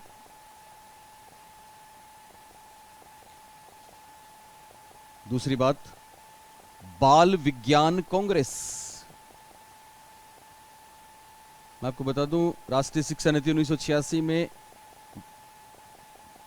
बाल विज्ञान कांग्रेस हर स्कूल में बनाया गया था। ठीक है, तो ये क्या है? दूसरी बात, बाल विज्ञान कांग्रेस की तर्ज पर, बाल विज्ञान कांग्रेस की तर्ज पर देश में एक सामाजिक आंदोलन चलाना, देश में एक सामाजिक आंदोलन चलाना ताकि देश में एक सामाजिक आंदोलन चलाना ताकि देशव्यापी अन्वेषण का माहौल पैदा हो सके। बहुत बड़ी बात, देशव्यापी अन्वेषण का माहौल पैदा हो सके। बाल विज्ञान कांग्रेस की तर्ज पर एक सामाजिक आंदोलन चलाना ताकि देशव्यापी अन्वेषण का माहौल पैदा हो सके। बहुत बड़ी बात। हमारे देश में पता है क्या कमी है? हमारे देश में ब्रेन ड्रेन होता है। आपने सुना है ब्रेन ड्रेन? ब्रेन ड्रेन, प्रतिभा पलायन सुना है? हमारे देश में प्रतिभाएं विदेशों में पलायन कर जाती हैं। पता है क्यों? क्योंकि हमारे देश में रिसर्च का माहौल ही नहीं है। इसको एनसीएफ 2005 ने महसूस किया और कहा कि अर्ली स्टेज पे, आरंभिक लेवल पे ऐसा माहौल बनाएं देशव्यापी कि हमारे देश में भी रिसर्च हो। क्योंकि आपको पता है दुनिया में, पूरी दुनिया में सबसे बुद्धिमान डॉक्टर कौन है? इंडियंस हैं। पूरी दुनिया में सबसे बुद्धिमान साइंटिस्ट, वैज्ञानिक, गणितज्ञ इंडियंस हैं, लेकिन वो विदेशी हैं क्योंकि उनको हमारे देश में रिसर्च का माहौल नहीं मिला। इस बात को एनसीएफ 2005 तरजीह देता है कि साहब रिसर्च का माहौल पैदा। आप सोचिए हमारे देश में क्या था अब तक। तथागत तुलसी 11 साल की उम्र में अमेरिका में स्नातकोत्तर करता है। क्या भारत में कोई बच्चा 11 साल का ग्रेजुएशन कर सकता है? नहीं। तो ये कैसा विधान है? इसको एनसीएफ 2005 मानता है। ठीक है ना। विज्ञान में तीसरी बात लिखें, तीसरी, बालकों को ज्ञान प्रायोजनाओं के माध्यम से। प्रोजेक्ट बने साहब, प्रोजेक्ट और प्रायोजना बहुत बड़ी बात। बालकों को ज्ञान प्रायोजनाओं के माध्यम से। प्रश्न आ चुका है। एनसीएफ 2005 कौन सी विधि को अप्रूव करता है? जवाब है प्रोजेक्ट मेथड, प्रायोजनाओं के माध्यम से। प्रायोजना विधि क्या है मैं अगली बार आपसे, मतलब इसके बाद जब कभी टर्म आएगा तो मैं चर्चा करूंगा डिटेल में। एक छोटी सी बात सुन लें आप तो प्रायोजना के बारे में। प्रोजेक्ट और प्रायोजना की दो बातें सबसे महत्वपूर्ण होती हैं प्रोजेक्ट मेथड। ठीक है ना। पता है आपको, आप पुराने पेपर देखना, यस, एक तो करके सीखना, दूसरा उससे कहीं ज्यादा महत्वपूर्ण बात है, मैं बताता हूं आपको। मैं जब से पेपर देख रहा हूं आपके, 2008 में फॉर्म भरे गए थे, 2010 में सेकंड ग्रेड, हर एक सब्जेक्ट का उसका जीके का पेपर अलग था। हर एक सब्जेक्ट में 40 नंबर के मेथड्स आते हैं। ठीक है। उसके बाद जाने कितने पेपर, फर्स्ट ग्रेड में मॉडल्स, एचएम, इवन पीटीआई तक जाने कितने, C TET, R TET, H TET, कितने, संस्कृत विभाग की कितनी परीक्षाएं, थर्ड ग्रेड जिला परिषद 33 जिलों में 2-2 बार हो गई, तो कितने प्रश्न आए। सुने आप, ये प्रश्न पूछा गया कि साहब आप हिंदी विषय में हमारा गणतंत्र दिवस पाठ को किस विधि से पढ़ाएंगे? ऑप्शन जो भी थे, सही जवाब प्रायोजना। प्रश्न पूछा गया आप पर्यावरण अध्ययन में पौधों का विकास पाठ किस विधि से पढ़ाएंगे? ऑप्शन जो भी थे, सही जवाब प्रायोजना। प्रश्न पूछा गया आप वृत्त की परिधि और त्रिज्या में संबंध किस विधि से पढ़ाएंगे? जवाब था प्रायोजना। आप चित्र प्रदर्शनी पाठ कौन सी विधि से पढ़ाएंगे? जवाब है प्रायोजना। यानी हर किसी का जवाब प्रायोजना। इसके पीछे लॉजिक है।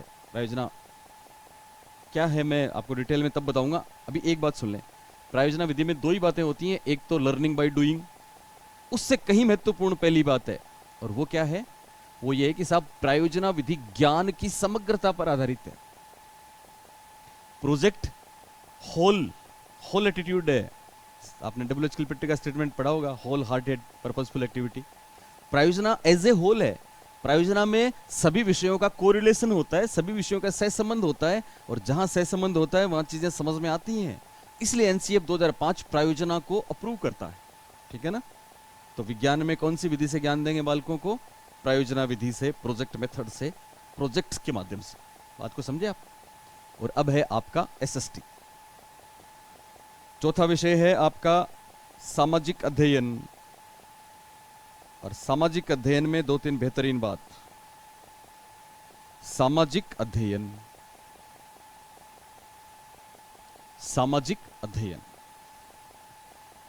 और सामाजिक अध्ययन में पहली बात कई बार आ चुकी है, पता है क्या है? जेंडर के संबंध में न्याय। जेंडर के संबंध में न्याय, बहुत बड़ी बात। जेंडर के संबंध में न्याय। जेंडर समझते हैं क्या?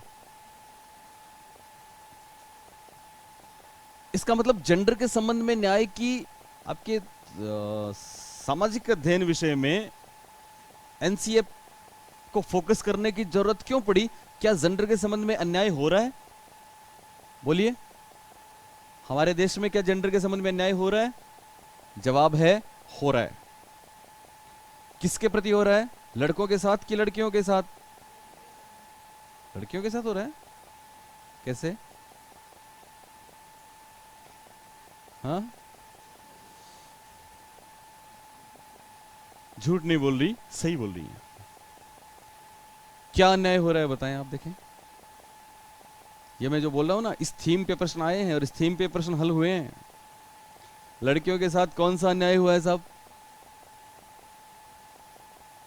नहीं, शिक्षा के क्षेत्र में लड़कियों को आगे बैठाते हैं हम।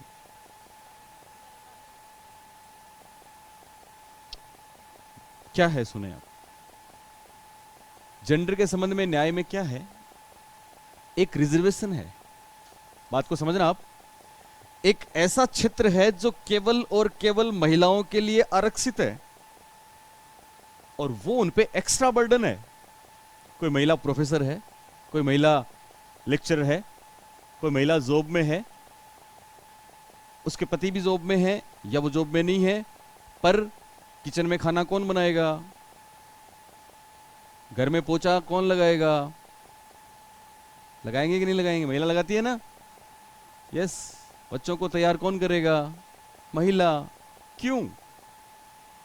यह अन्याय है। दोनों बराबर हैं, तो फिर वो ये काम वो ही क्यों करे? हमने कुछ ऐसे काम हैं जो महिला पे थोप दिए हैं, वो उसकी जिम्मेदारी है। भले ही वो जॉब करे या ना करे, भले ही वो पति जॉब करें या ना करें।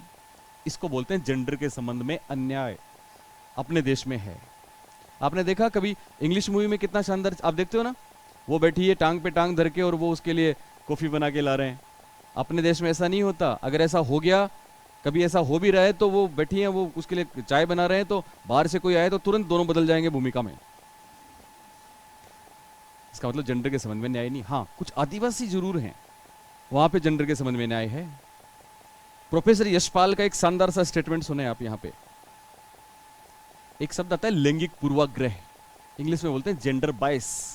हम लोग जेंडर बायस हो चुके हैं, हमें उससे बचना है। प्रोफेसर यशपाल का स्टेटमेंट सुने आप। प्रोफेसर यशपाल कहते हैं कि मैं एक ऐसे परिवार को देख रहा हूं, जॉइंट परिवार है, गांव का परिवार है। सुन रहे हैं आप? एक गांव के संयुक्त परिवार का दृश्य मेरी आंखों के सामने आ रहा है, प्रोफेसर यशपाल कहते हैं। और उसमें मैं ये देख रहा हूं कि परिवार की बड़ी बेटी बाइक से, कोई कोई लड़की चलाती है बाइक, कोई बाइक चलाती है, आप देखो बाइक चला रही है, स्कूटी चला सकती है, कार चला सकती है, बाइक चला रही है, बोलते ना हम। तो वो कह रहे हैं मैं देख रहा हूं लड़की मोटरसाइकिल से कॉलेज से आ रही है। गांव का सीन है। उसकी छोटी बहन घर के अंदर जो पेड़ है उस पे चढ़ी हुई है, उसको काट रही है। हालांकि ग्रामीण परिवेश में आप देखते भी हैं, ऐसा होता भी है। छोटी बहन पेड़ पे चढ़ के उसको काट रही है, उसका भाई सब्जी बना रहा है, उसके पापा भैंस का दूध निकाल रहे हैं और उसकी मां कमरे में स्टूल पे खड़ी और पंखा ठीक कर रही है। सोचिए, क्या आपने किसी महिला को पंखा ठीक करते हुए देखा? क्यों नहीं कर सकती वो?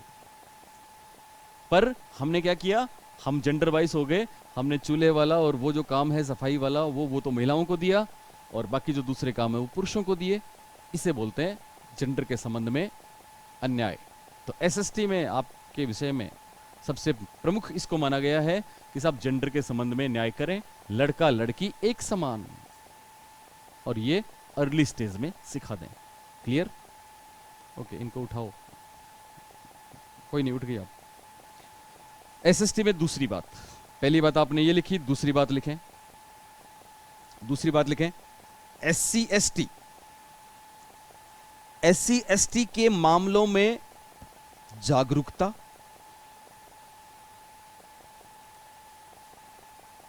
एसएसटी के मामलों में, मसलों में, एसएसटी एससी एसटी के विषयों में, एससी एसटी माफ करें, एससी एसटी का मतलब अनुसूचित जाति एवं अनुसूचित जनजाति, ठीक है ना। एससी एसटी के मामलों में जागरूकता तथा अल्पसंख्यकों, माइनॉरिटीज तथा अल्पसंख्यकों के प्रति संवेदनशीलता, अल्पसंख्यकों के प्रति संवेदनशीलता।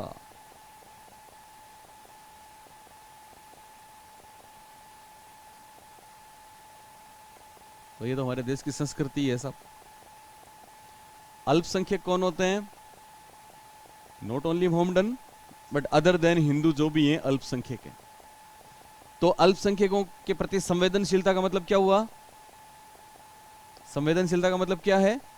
हमें उनका ख्याल रखना है, हम उनका केयर करें, ठीक है। SC ST के मामलों में जागरूकता का मतलब क्या हुआ? इसका मतलब ये हुआ कि सब SC ST को जो अधिकार दे रखे हैं, कुछ एक्स्ट्रा फायदे दे रखे हैं, उनके बारे में उनको जागरूक कर दें, क्योंकि उनके जो फायदे हैं वो एक सीमित वर्ग तक ही हैं, बाकी ठेठ गांव के लोग नहीं जानते कि वास्तव में उनको कितने फायदे मिले हुए हैं। तो अर्ली स्टेज में स्कूल लेवल पे उनको जागरूक कर दें कि आपको ये बेनिफिट हैं तो आप उनका फायदा उठाएं। ये सामाजिक अध्ययन कहता है। दोनों बातें क्लियर है आपको? एक और बात लिखें, यह बड़ी महत्वपूर्ण बात है। ज्ञान के विशिष्ट क्षेत्रों की खोज, ज्ञान के विशिष्ट क्षेत्रों की खोज, ज्ञान के विशिष्ट क्षेत्रों की खोज, उदाहरण के लिए इसमें लिखना है, उदाहरण के लिए यह पूछा गया है, उदाहरण के लिए पानी जैसे मुद्दों का समाकलन, उदाहरण के लिए पानी जैसे मुद्दों का समाकलन, पानी जैसे मुद्दों का समाकलन।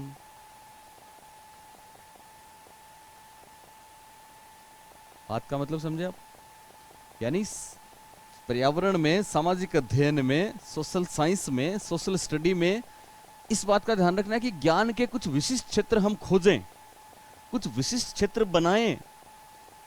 विशिष्ट हो गए वो, फॉर एग्जाम्पल पानी। अब पानी के बारे में हम शुरू से लेकर अब तक पता नहीं कितना सुन चुके हैं, लेकिन कभी हमने पानी को विशिष्ट क्षेत्र नहीं माना होगा। और आप समझते हैं पानी पे लोगों ने नोबेल प्राइज लिए हैं, लिए ना, जोड़ वाले बाबा, क्या नाम था, राजेंद्र सिंह, यस। तो पानी के ऐसे मुद्दे SST में शामिल करेंगे और ये ज्ञान के विशिष्ट क्षेत्र हैं। SST की आखिरी बात लिखें आप, आखिरी बात लिखें, बालकों के अतीत, अतीत। 2-3 लोग इसमें विद्वान थे उर्दू के, NCF 2005 में उन्होंने कुछ उर्दू के शब्द इसमें दिए हैं, जैसे स्कूल का माहौल, ठीक है, तो वैसे ही सब परीक्षाओं में भी आते हैं। वैसे एक शब्द है अतीत। बालकों के अतीत तथा नागरिक अस्मिता, बालकों के अतीत तथा नागरिक अस्मिता की अवधारणा पर, बालकों के अतीत एवं नागरिक अस्मिता की अवधारणा पर इतिहास के प्रभाव का अध्ययन, बालकों के अतीत एवं नागरिक अस्मिता की अवधारणा पर इतिहास के प्रभाव का अध्ययन।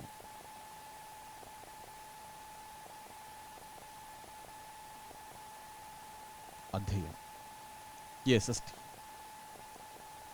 तो देखो आपको क्या ध्यान रखना है। NCF 2005 के महत्वपूर्ण हमने विषय बताए 4। पहला कौन सा था? भाषा। पहला कौन सा था? भाषा। दूसरा कौन सा था? गणित। तीसरा कौन सा था? विज्ञान। और चौथा सामाजिक अध्ययन। भाषा में क्या क्या ध्यान रखना है? पहली बात थी त्रिभाषा फॉर्मूला। क्या थी? त्रिभाषा फॉर्मूला। और दूसरी बात थी LSRW। और तीसरी बात थी रीडिंग कैंपेन, पढ़ना। ठीक है। गणित में, गणित कौन सी क्षमता का विकास करती है? अमूर्त चिंतन, तार्किक चिंतन। और दूसरी गणित में कोरिलेशन, गणित में कोरिलेशन। और तीसरी बात गणित में कनेक्टिविटी। ठीक है ना, कनेक्टिविटी जोड़ दें। उसके बाद में विज्ञान में पहली बात क्या थी? साइंस में यस, अनुभवों का विश्लेषण। दूसरी बात क्या थी? सामाजिक आंदोलन। और तीसरी बात थी प्रायोजना। ठीक है। एसएसटी में ध्यान रखना है सबसे महत्वपूर्ण बात जेंडर, ज्ञान के विशिष्ट क्षेत्र, SC ST माइनॉरिटीज और अतीत और अस्मिता। अस्मिता नागरिक अस्मिता मतलब पॉलिटी, अतीत मतलब हिस्ट्री। बात को समझे आप? अब सुने आप, देखो चूंकि पहला दिन भी है, सारी बात है। पर मैं आपके 10 मिनट और लेना चाहूंगा ताकि इसमें जो महत्वपूर्ण बातें हैं वो मैं आपको और अभी करा दूं। थोड़ा सा कर लेंगे आप? क्योंकि देखो मैं फिर बता दूं आपको, तपस्या है, ये तपस्या है, तभी तो आपको पहले 5,000 में आना है। ओके, तो थोड़ा सा अपन और लेंगे 10-15 मिनट, बाकी सेंटर वाले भी थोड़ा सुन लें, मात्र मात्र लास्ट 10-15 मिनट। ओके, कर लें? चलिए, तो लिखें साहब, लिखें एनसीएफ 2005। हाँ क्या? तो कंटिन्यू। Okay, thank you. अगली बार हम ओके ओके चलिए। ओके, तो अब आप लिखें एनसीएफ 2005। एनसीएफ 2005। जब हम आपको फ्राइड पढ़ाएंगे, पियाजे पढ़ाएंगे, तो पता नहीं कितना अच्छा लगेगा आपको। ओके, एनसीएफ 2005 कुछ अन्य महत्वपूर्ण क्षेत्रों के बारे में भी सुझाव प्रस्तुत करता है। एनसीएफ 2005 कुछ अन्य महत्वपूर्ण क्षेत्रों के बारे में भी सुझाव प्रस्तुत करता है। बेस करें और 1 नंबर पे लिखें काम। 1 नंबर पे काम। काम का मतलब बोलिए। ये वो काम नहीं है जो आप समझ रहे हो, बल्कि ये तो वर्क है। आप भी वर्क ही समझ रहे हो। ओके, काम का मतलब कार्य। काम में छोटी छोटी 3 बातें लिखनी है। पहली बात, काम में पहली बात, कार्य में आरंभिक स्तर पर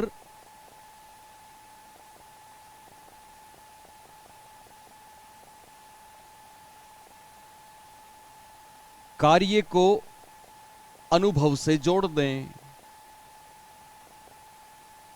आरंभिक स्तर पर कार्य को अनुभव से जोड़ दें।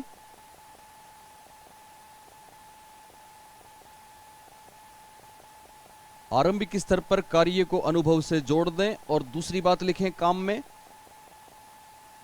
माध्यमिक स्तर पर माध्यमिक स्तर पर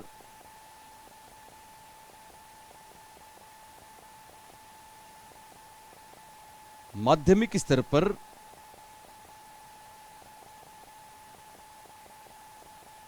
व्यावसायिक शिक्षा का चुनाव। व्यावसायिक यानी वोकेशनल के दिन वापस आने वाले हैं। नौकरी नहीं मिले तो कोई बात नहीं, कुछ सीखे तो सही। तो बोलते हैं माध्यमिक स्तर पर व्यावसायिक शिक्षा का चुनाव। और इसमें तीसरी और आखिरी बात काम में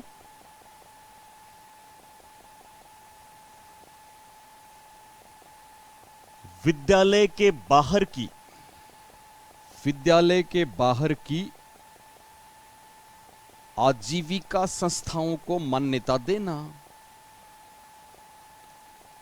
विद्यालय के बाहर की आजीविका संस्थाओं को मान्यता देना।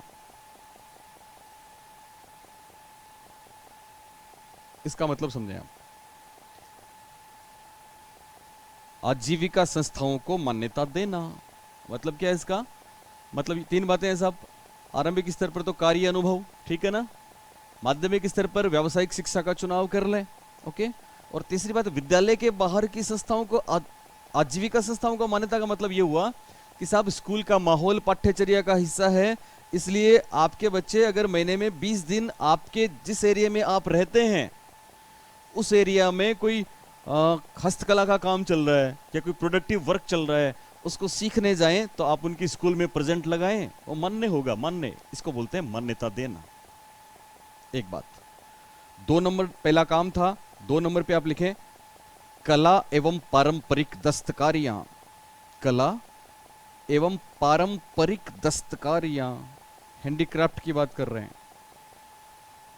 कला तथा पारंपरिक दस्तकारियां ये दूसरा अन्य महत्वपूर्ण क्षेत्र है। कला एवं पारंपरिक दस्तकारियां, और उसमें बिल्कुल छोटी छोटी 2 बातें। कला एवं पारंपरिक दस्तकारियां, पहली बात लिखें पहली बात लिखें, कला को हर स्तर पर। इतने माइन्यूट प्रश्न आते हैं, मैं आपको बताऊं। और ध्यान दें, यहां पे कला के साथ अनिवार्य शब्द नहीं है, इंग्लिश में अनिवार्य था, ठीक है ना। क्या है? कला को हर स्तर पर, कला को हर स्तर पर एक विषय के रूप में मान्यता देना। कला को हर स्तर पर एक विषय के रूप में मान्यता देना,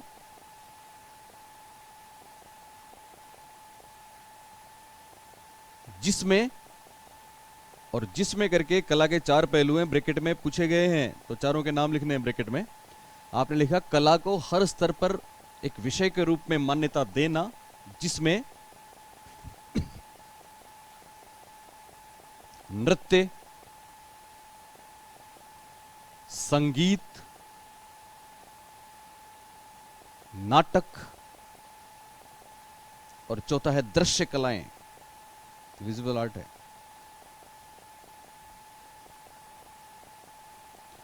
आपने लिखा कला को हर विषय के रूप, हर स्तर पर एक विषय के रूप में, नोट अनिवार्य है, ध्यान दें, अनिवार्य शब्द नहीं लगाया हमने इसमें, हर स्तर पर एक विषय के रूप में मान्यता देना, जिसमें नृत्य, संगीत, नाटक, दृश्य कलाएं, ब्रैकेट बंद, कला के चारों पहलू शामिल हों। चारों पहलू, ये चार पहलू माने जाते हैं कला के, कला के चारों पहलू शामिल हों। कला के चारों पहलू शामिल। और दूसरे बिंदु में दूसरी बात लिखें आप, और दूसरी बात के बारे में भी पूछा गया है।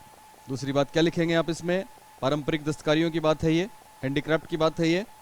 इसमें आप लिखें मानचित्रीकरण, मानचित्रीकरण की सहायता से, मानचित्रीकरण की सहायता से विद्यालय परिक्षेत्र के, मानचित्रीकरण की सहायता से विद्यालय परिक्षेत्र के उन इलाकों की पहचान करना,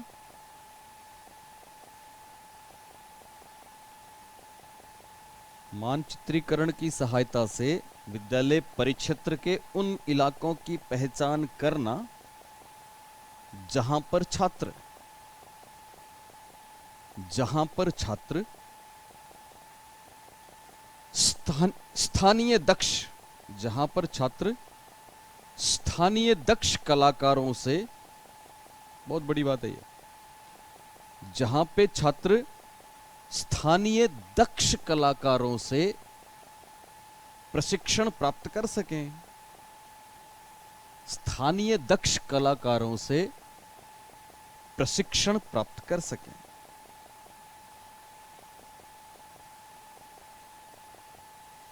बात को समझे? बात को समझे कि नहीं? सुने आप, जब आप स्कूल में जाओगे तो, जैसे मैं मेरे स्कूल में एचएम, अभी तो मैं दूसरी जगह चला गया, तो एचएम के पास पीछे एक नक्शा रहता है, मैप रहता है, मैप रहता है स्कूल का कैचमेंट एरिया, आपका स्कूल किधर है, उससे नोडल स्कूल कौन सी दूरी पे है, कौन सा मंदिर है, कौन सा आंगनबाड़ी केंद्र है, कौन सा पीएचसी है, ये तमाम सूचनाएं उसमें रहती हैं। वो स्कूल का कैचमेंट एरिया का मैप है।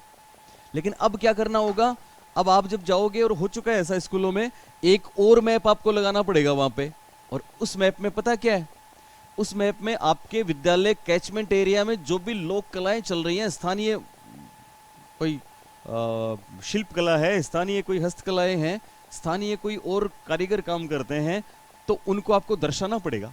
जैसे जैसे कोई उदयपुर में काम करता है साहब, उदयपुर में उसकी कहीं पोस्टिंग है, तो वो उसके एरिया में मोलेला कला है, तो उसको बताना पड़ेगा कि यहाँ पे है। जयपुर के आसपास के स्कूलों में ब्लू पोटरी कहाँ चल रही है बताना पड़ेगा। बीकानेर के पास के स्कूलों में उस्ता कला कहाँ कहाँ पे हो रही है बताना पड़ेगा। कहीं पे मानपुरा माचेडी में गलीचे बनते हैं तो कहाँ कहाँ बनते हैं बताना पड़ेगा। इवन लोकल मेले और चीजें आपको तमाम दर्शानी पड़ेंगी। पता है क्यों, क्या लॉजिक है इसके पीछे? इसके पीछे लॉजिक है कि जिस दिन आपके स्कूल में चेक करने आएंगे अधिकारी, उस दिन आपका रजिस्टर मंगवाएंगे, साहब कितने बच्चे आपके, आपने अपने रजिस्टर में मिड डे मील का पैसा मिलता है साहब, बच्चों का मिलता है ना, तो आपने प्रेजेंट दिखा रहे हैं साहब, हमारे पास तो प्रेजेंट हैं 70 बच्चे, 70। मान लीजिए छोटा स्कूल आपका, 70 बच्चे प्रेजेंट हैं, या पर्टिकुलर एक क्लास में 70 बच्चे हैं। वास्तव में उन्होंने फिजिकल देखा तो वहां तो 30 ही बच्चे मिले। तो वो बोलेंगे ये क्या है? आप बोलेंगे सर वो उस्ता कला में गए हैं सीखने। आपसे केवल इतना पूछेंगे उस्ता कला में गए हैं, ओके, अपनी गाड़ी उधर मोड़ देंगे, क्योंकि वो मैप है, इस मैप में दर्शा रखा है कि आपके कैचमेंट एरिया के इस साइड में उस्ता कला है, वहां वो सीधे पहुंचेंगे। अगर आपके बच्चे वहां पे मिल गए तो ओके, नहीं तो फिर आपकी शामत। बात को समझे? ये मानचित्रीकरण, दोनों बातें याद रखें, कला, पारंपरिक दस्तकारियां। छोटी छोटी एक आध बात और है। तीसरा लिखें, स्वास्थ्य एवं शारीरिक शिक्षा। स्वास्थ्य एवं शारीरिक शिक्षा। स्वास्थ्य एवं शारीरिक शिक्षा। स्वास्थ्य एवं शारीरिक शिक्षा। और इसमें दो बातें हैं छोटी छोटी। पहली बात लिखें, विद्यालयों में प्रचलित, पहली बात लिखनी है आपको, विद्यालयों में प्रचलित मध्याह्न भोजन योजना, ब्रैकेट में एमडीएम, मिड डे मील। विद्यालयों में प्रचलित मध्याह्न भोजन योजना, मिड डे मील को और सुदृढ़ बनाया जाए। मध्याह्न भोजन योजना, मध्याह्न भोजन योजना, ब्रैकेट में मिड डे मील लिखना है, एमडीएम जरूर लिखो, एमडीएम को और सुदृढ़ बनाया जाए। मध्याह्न भोजन योजना को और सुदृढ़ बनाया जाए।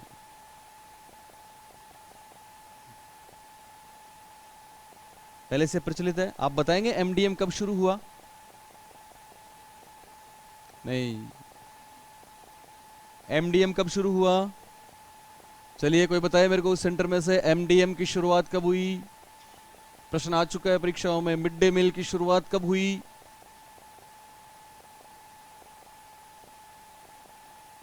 बताएगा कोई?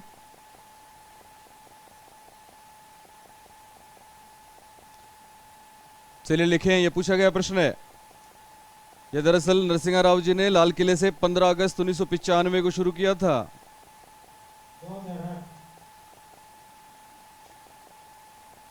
मिड डे, आप राजस्थान नहीं बोलेंगे, मिड डे मील पे प्रश्न है नेशनल लेवल का, ठीक है ना?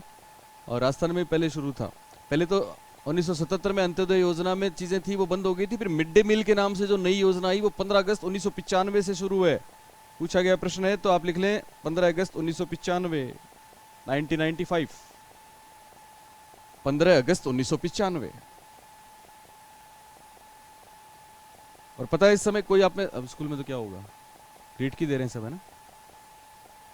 इस समय प्रति व्यक्ति रेट क्या है स्कूलों में, किसी को आइडिया है, पता है?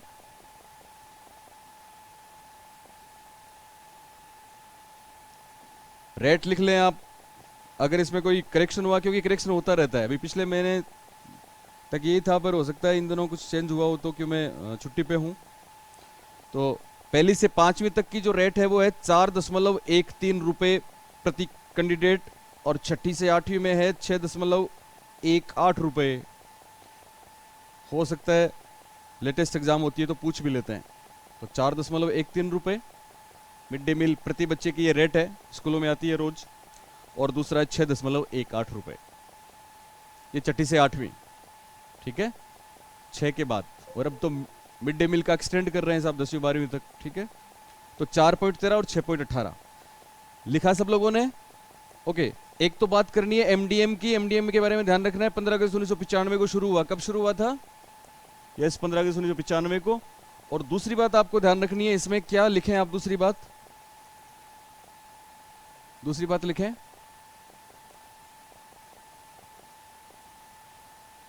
स्वास्थ्य एवं शारीरिक शिक्षा के कार्यक्रमों में, स्वास्थ्य एवं शारीरिक शिक्षा के कार्यक्रमों में, स्वास्थ्य एवं शारीरिक शिक्षा के कार्यक्रमों में लड़कों के साथ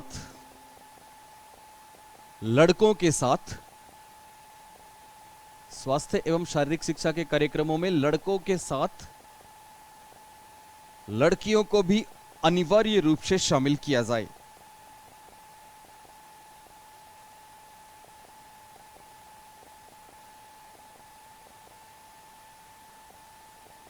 लड़कों के साथ लड़कियों को भी अनिवार्य रूप से शामिल किया जाए। देखो, अभी लेटेस्ट मैं आपको बात बताता हूं। पिछली बार ये गेम्स शुरू होते हैं, गेम्स चलते हैं, पंचायत समिति लेवल पे गेम्स होते हैं। पहले पे सेंटर था, पे सेंटर लेवल पे गेम होते थे, शिक्षा संकुल वेतन संकुल पे, फिर पंचायत समिति लेवल पे, फिर वहां से डिस्ट्रिक्ट लेवल पे, फिर स्टेट लेवल पे स्कूलों के गेम होते हैं, स्कूल गेम्स होते हैं ना। अभी अपने राजस्थान के स्कूल गेम्स नागौर में हुए थे, ठीक है। तो साहब क्या होता है कि एंट्री मांगते हैं साहब, आपके स्कूल के बच्चे जो खेल में है, कोई भी खेल, खो खो से लेके बैडमिंटन तक जो भी है, आप अपने बच्चों को भेजिए। कबड्डी भी है उसमें, आप अपने बच्चों, बेसबॉल भी है उसमें, आप अपने बच्चों को भेजिए। तो हमने हमारे स्कूल से एंट्री भेजी कि साहब हमारे स्कूल से हम ये 7 खिलाड़ी भेज रहे हैं। उधर से जवाब आया 7 भेज रहे हैं, टोटल नंबर ऑफ प्लेयर 7। उधर से जवाब आया हाउ मैनी गर्ल्स, लड़कियां कितनी है? हमने कहा एक भी नहीं है। उन्होंने कहा आपकी एंट्री कैंसिल है। आपको लड़कियों को जरूर भेजना है, आपके स्कूल में लड़कियां हैं नहीं तो बात अलग है, ठीक है ना। तो ये कितना महत्वपूर्ण है कि लड़कियों को भी इन कार्यक्रमों में कंपलसरी भेजेंगे, ये इसका मतलब था छोटा सा, ठीक है। अब चिंता नहीं करें, एकदम लास्ट कुछ अन्य महत्वपूर्ण बातें, कुछ अन्य महत्वपूर्ण बातें एनसीएफ 2005 के बारे में। तो आप लिखें एनसीएफ 2005 की अन्य महत्वपूर्ण बातें।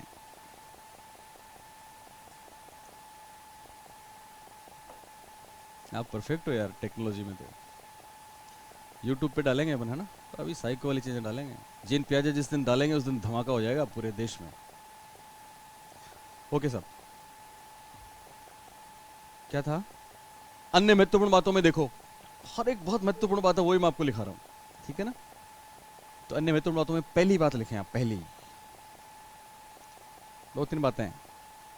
पहली बात है स्थानीय स्तर पर, स्थानीय स्तर पर,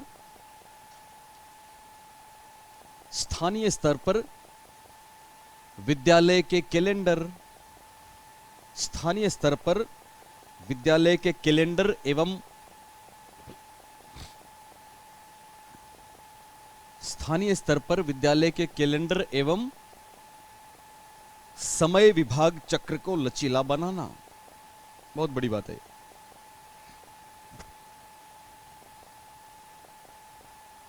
टाइम टेबल होता है ना, समय विभाग चक्र को लचीला बनाना, बहुत बड़ी बात। विद्यालय के कैलेंडर और समय विभाग चक्र को लचीला बनाना, मतलब क्या है इसका? मतलब इसका ये कि साहब आप आपके स्कूल के टीचर हैं, एचएम हैं, आप चाहें तो आप अपनी स्कूल संडे को लगा सकते हैं, मंडे को छुट्टी कर सकते हैं, चाहें तो टाइम टेबल एडजस्ट कर सकते हैं। पता है क्यों? चलिए कोई भी बताए क्यों, क्या लॉजिक है इसके पीछे, बताएंगे आप? नोट मौसम, मौसम वाली बात आती है अक्सर, पर मौसम में तो स्थानीय प्राधिकारिता, कलेक्टर चाहें तो कर सकते हैं, ठीक है ना। प्राधिकारी है, लोकल स्थानीय स्तर पर। टीचर ऐसा क्यों करते हैं, क्यों कर सकते हैं, कब कर सकते हैं, इसका जवाब सुने आप। आपके स्कूल के एरिया में कोई ऐसा, मतलब वो हस्तशिल्प का काम है जो संडे को ही होता है, आप बच्चों को संडे को बुलाएं, बदले में मंडे को छुट्टी कर दें। बात को समझे आप? इसके लिए कैलेंडर में लचीलापन का राइट दिया, लोकल लेवल पे, विकेंद्रीकरण लेवल पे। पहली बात। दूसरी बात लिखें, दूसरी बात है, और दूसरी बात का असर तो आपने देख भी लिया, हो भी चुका है। दूसरी बात है शिक्षक प्रशिक्षण पाठ्यक्रम, शिक्षक प्रशिक्षण पाठ्यक्रम, शिक्षण प्रशिक्षण पाठ्यक्रम की अवधि बढ़ाना। शिक्षक प्रशिक्षण, आपके लिए टेंशन नहीं है, पर कुछ लोग हो भी सकते हैं उसमें। बीएड अपीयरिंग है आप में कोई? सारे अपीयरिंग है बीएड, मतलब जो बीएड कर रहे हैं अभी। हाँ तो कंप्लीट होगी, इसलिए आपके लिए अच्छी बात है।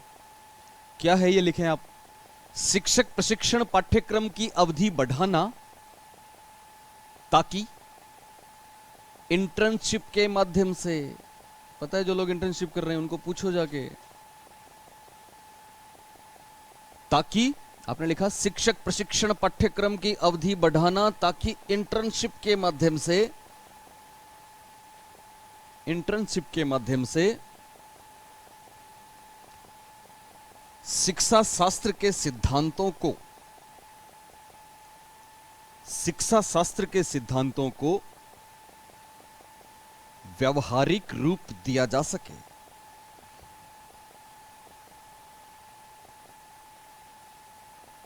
शिक्षा शास्त्र के सिद्धांतों को व्यवहारिक रूप दिया जा सके। बात को समझे आप? नहीं समझे? ओके। बीएड में क्या सीखते हैं हम? बीएड में हम शिक्षा शास्त्र के सिद्धांत सीखते हैं ना सब, ठीक है ना, कैसे पढ़ाना है, कैसे इसकी प्रिंसिपल है। लेकिन बीएड में हम जो सीखते हैं उसके बाद हमें हमारी पोस्टिंग होती है तो हम स्कूलों में जाते हैं, वहां सीखा कुछ और, यहां मिला कुछ और। अब यहां कुछ और मिला तो वहां वाली बातों से वो जुड़ा ही नहीं। अब इसके लिए क्या किया? इंटर्नशिप चालू कर दी। पता होगा आपको, पता है ना, जिस तरीके से एएनएम जेएनएम डॉक्टर इंटर्नशिप करता है, इसमें इंटर्नशिप करेंगे तो प्रैक्टिकली करके देखेंगे, फिर पढ़ाई करेंगे।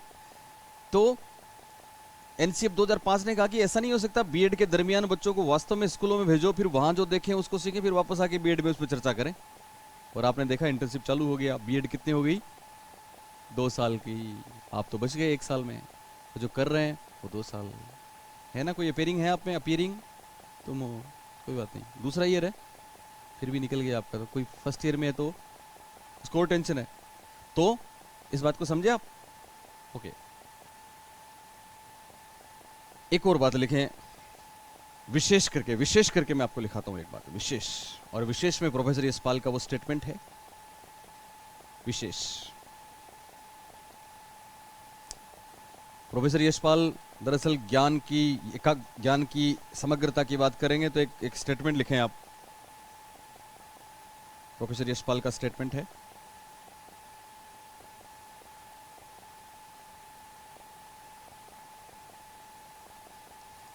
क्या स्टेटमेंट है? इन्वर्टेड कॉमास में लिखें आप। विभिन्न विषयों के बीच की दीवारें, विभिन्न विषयों के बीच की दीवारें इतनी नीची कर दें, विभिन्न विषयों के बीच की दीवारें इतनी नीची कर दें। कोरिलेशन वाली बात है, सहसंबंध वाली बात है, एक दूसरे से जोड़ने वाली बात है। विभिन्न विषयों के बीच की दीवारें इतनी नीची कर दें कि छात्रों को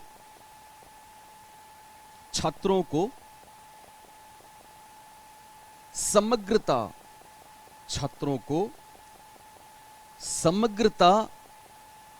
से समझने वाली, बहुत बड़ी बात है ये, गेस्टाल्ट बाद पढ़ाएंगे आपको तो उसमें क्लियर करेंगे ज्यादा। छात्रों को समग्रता से समझने वाली खुशी प्राप्त हो सके, समग्रता से समझने वाली खुशी प्राप्त हो सके। छात्रों को समग्रता से समझने वाली खुशी प्राप्त हो सके, उनके चेहरे खिल सके। ये एनसीएफ 2005 में यशपाल का आखिरी एक महत्वपूर्ण कथन था। यानी इसका मतलब क्या हुआ? देखो इसका मतलब क्या होता है।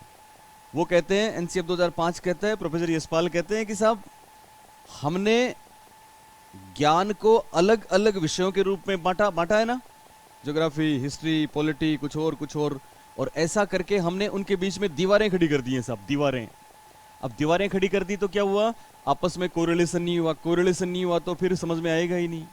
इसलिए वो दीवारें नीची कर दें और समग्रता का एहसास हो बच्चे को, और समझने की जो खुशी होती है उसको हम देखना चाहते हैं, क्योंकि इससे बड़ी कोई खुशी नहीं होती। होता है ना कई बार आपको वो चीज़ें समझ में आती तो कितना आनंद आता है, कितना अच्छा लगता है। ओके, तो ये था अपना एनसीएफ 2005। सुने, अब मैं एक दो बात करेंगे अपन। मुझे भी बहुत अच्छा लगा आपसे मिलके, और स्पेशली इन लोगों से मिलके भी।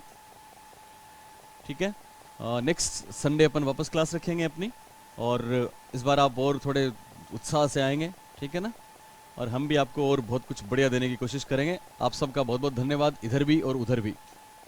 Okay, bye.